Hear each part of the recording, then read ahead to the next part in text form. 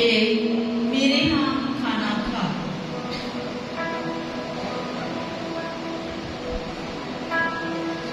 और यीशु ने उस शमौन फरीसी के घर जाकर खाना खाने बैठा।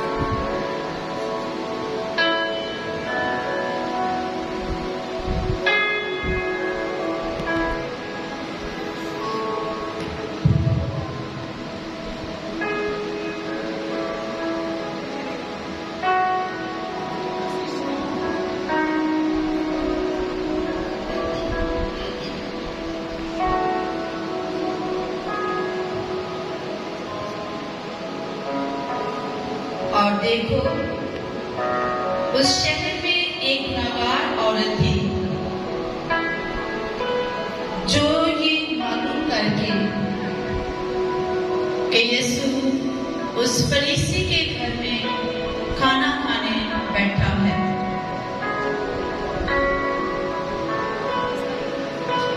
संगमरमर के इत्रदान में इत्र लाई।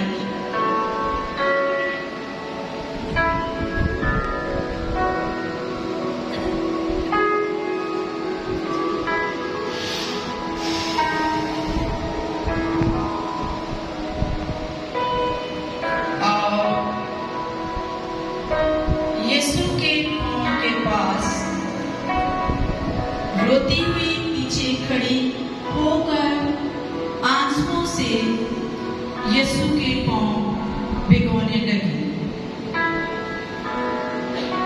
और अपने सर के बालों से पोंछकर यीशु के पांव को मुकर्रर चूमा और इत्र मला।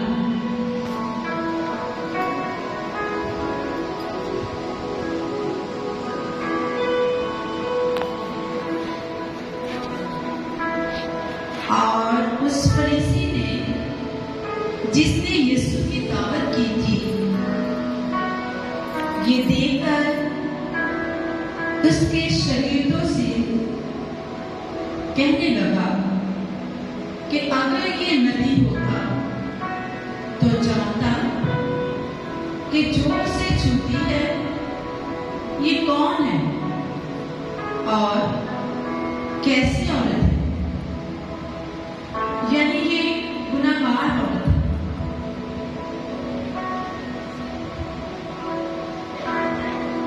और यीशु ने मुखातिब होकर शमौन से कहा, ऐ शमौन, मुझे तुझसे कुछ कहना है। ऐ उस्ताद, फरमा।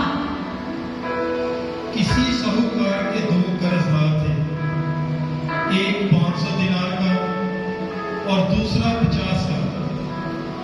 जब उन्हें अदा करने का मकदूर ना रहा तो उसने दोनों को बख्श दिया। बस उनमें से कौन उसे ज्यादा प्यार करेगा? शमौन ने जवाब में यीशु से कहा, मेरी दानिश में वो जिसे उसने ज्यादा बख्शा। तब यीशु ने शमौन से कहा, ऐ शमौन, तूने ठीक फैसला किया है। और यीशु ने उस औरत की तरफ मुंह फेरकर शमौन से कहा, ऐ शमौन, क्या तू इस औरत को देखता है?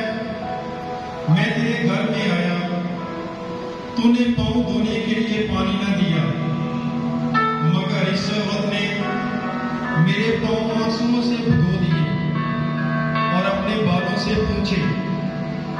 तूने मुझे ना चूमा, लेकिन इसने जब से कि मैं अंदर आया हूं मेरे पाँव चूमने से बाज न रही। तूने मेरे सर पर तेल न मला,